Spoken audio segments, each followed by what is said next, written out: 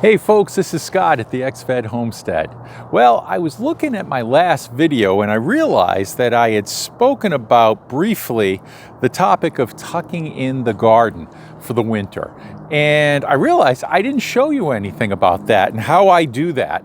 Well, I took some video that I looked back in the archives from 5 or 6 weeks ago where I actually did the far part, the northern part of my garden prior to my last harvest. I started tucking in rows as I went, as I was pulling out vegetables. And so I did some video on that and I haven't shown it to you. So what I'm going to do is show you the 5 steps to tucking in your garden for the winter and preparing your beds for the spring. Another reason for showing this video is because behind me here you can see the red tips of the burning bushes, and you can also see this maple tree back here. Well, when I filmed the Tucking in the Garden series, it was just beautiful out. So the fall foliage was there. I had gone for a walk and the neighborhood colors were alive, and it's just real pretty stuff. And you might as well see that too and learn how to tuck your garden in for the winter. So that's what I'm going to do in this video. I hope you enjoy it.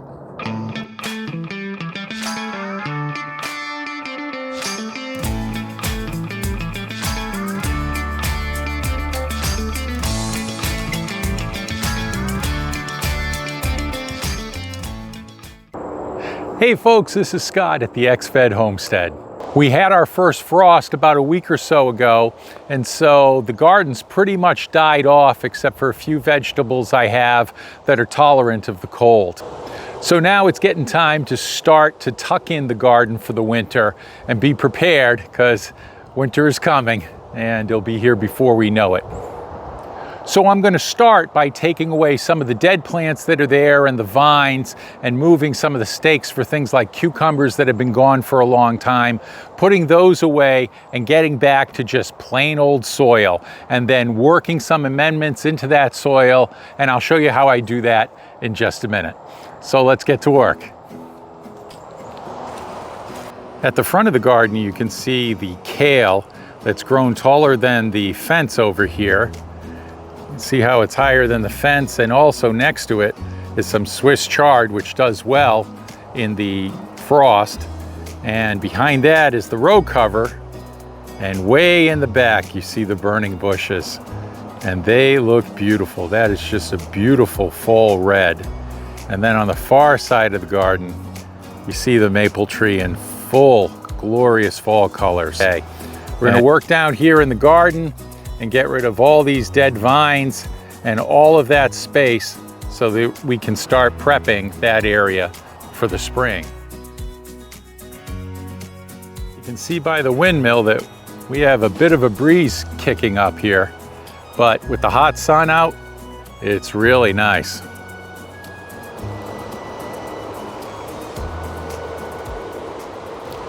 Well, we're going to work on this area right at the front of the garden. So let's get to it.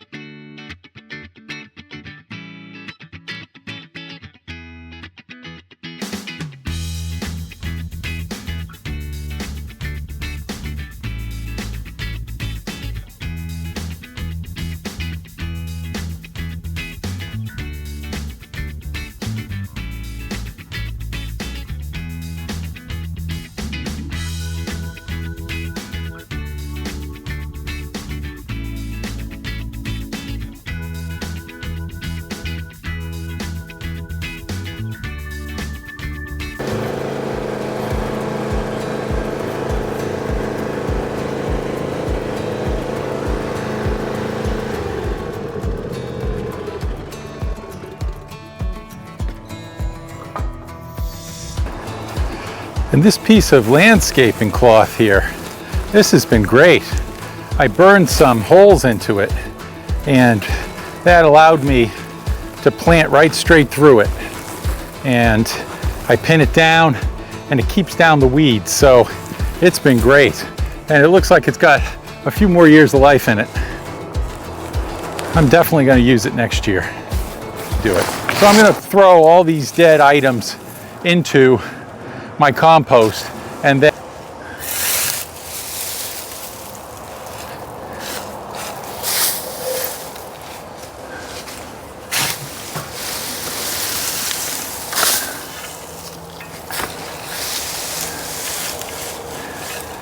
now these piles were previously up to here earlier this year with a lot of branches and things that I put in here from this spring.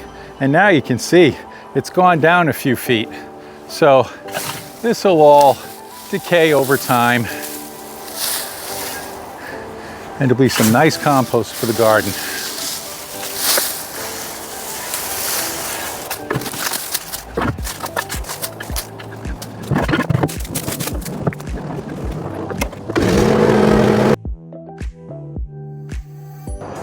Well, now that we have all the debris dumped off in the compost pile, the rows are pretty clear now, except they do have some dried grass on them, and that's purposeful. During the season, the growing season, I put dried grass in between my plants in order to mulch them. So now I use that dried grass to add to the bulk of each of my garden rows. Now remember, when you want to have raised beds, you've got to raise them up, and you do that by adding bulk. And so in this case, what I like to do is use stuff that's free, and everybody has grass that they can use. So I have dead grass already laying here on the rows, and I've got plenty more I can cut if I need it for the other rows.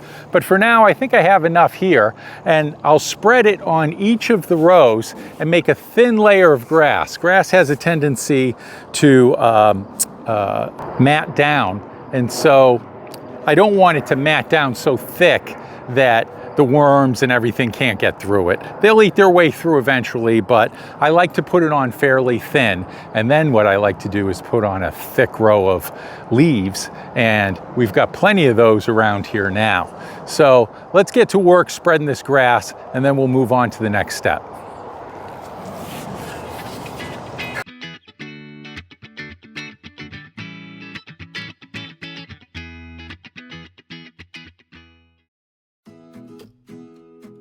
Well, now we have all the grass spread over each of these 3 rows. And so now is the next step. We add leaves. Chopped leaves are usually better than just regular old dried autumn leaves. And I can chop them up with my lawnmower, which will help me save a step. Chops them up and collects them at the same time. So that's great. So I know a place right out front where I can get some chopped leaves. So let's do that now and add it to the beds.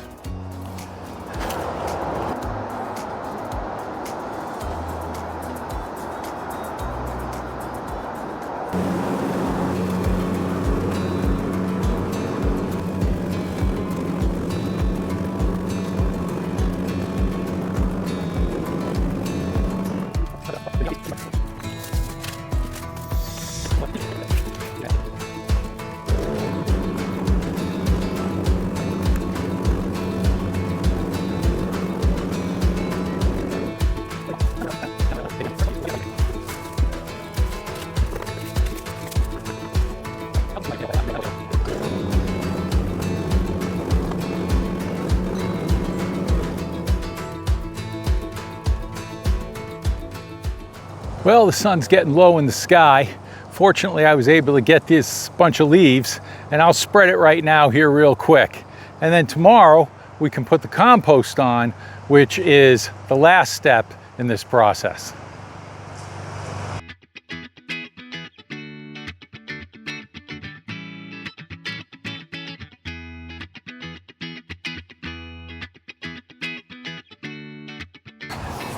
Well, that looks great.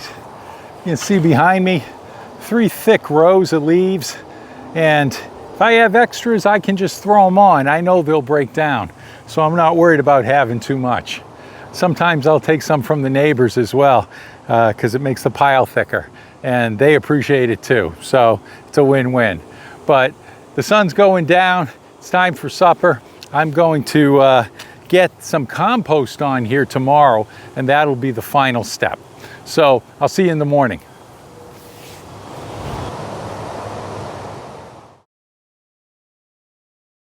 And so today, all we have to do to finish up these rows and tuck them in for winter is to put down some compost. So I'm going to head over to the compost pile and take care of that right now.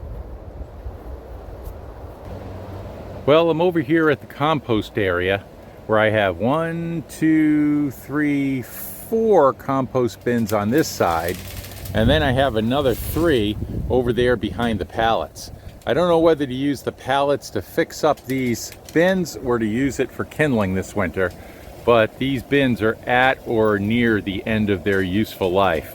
Nonetheless, I still have great compost here, and I will be putting it in the back of the tractor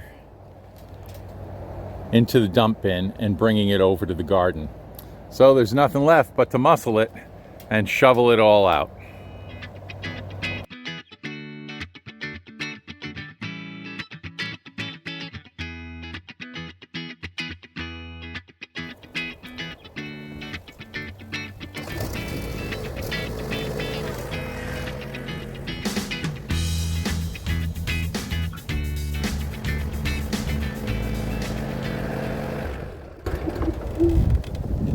Well, now that I have the soil here, I can add it to the rows in a thick layer so that I can add to the bulk of the soil and also make the soil friable.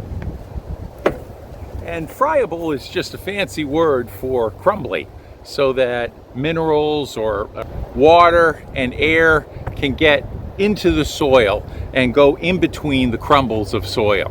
So I'll put it on there loosely and not compacted at all. I don't step on my rows as a general rule, although it's happened.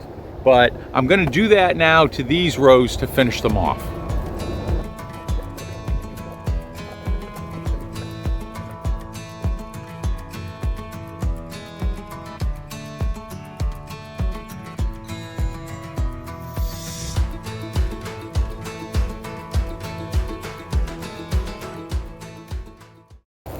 Well, I made pretty quick work of that, and that's 2 rows just about complete with the compost. I'm going to go back and get some more, and since this 3rd row is further into the garden, rather than taking a shovel and stepping over 2 rows, I'm going to try a different technique for loading on my compost, and that is I'll put it in buckets in the back of the trailer, and then I'll be able to get a bigger load every time, and hopefully 6 buckets or so 6 5-gallon buckets will cover the row here, and then we can finish cleaning it up.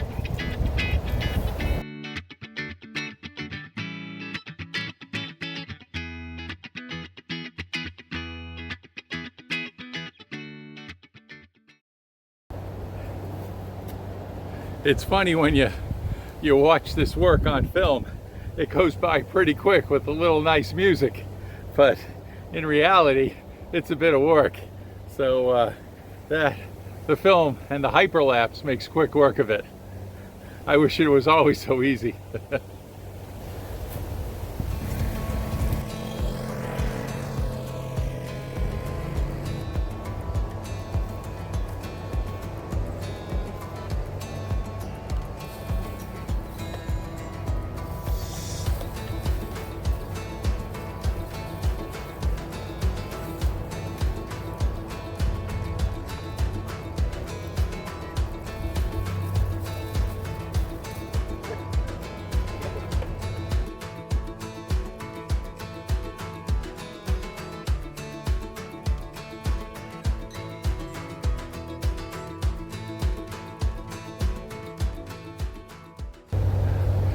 Well, there you have it.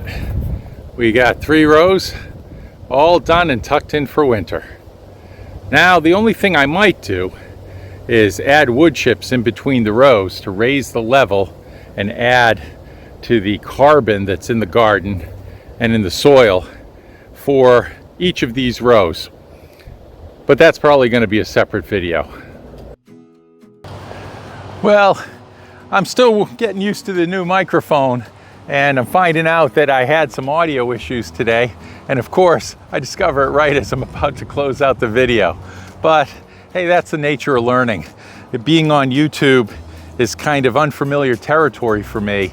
In my professional career, we kind of avoided the cameras. So when I retired, I wanted to do something that was kind of outside my comfort zone. And being out there in public is kind of something new for me. So I'm getting used to the tech. I'm learning as I go along. I'm learning about the tech and gardening. As the more I do it, the more I learn. And the better I get at it, the more I realize that there's more to learn. And for me, that's the fun of gardening. I want to say again that I really enjoy you folks commenting, and people I know commented, and people I don't know gave me great comments. Somebody commented on my pressure washing video about getting a power tip, and I went and got it. So I'm really appreciative of that stuff. So the more comments you make, the more I can dial in my content for things that you enjoy. And it's, for some folks who comment, it's starting to feel like a friendship. So I really appreciate that. And that makes this even more fun. So you folks keep it up, and I'll keep it up too. This is Scott at the XFed Homestead. We'll see you next time.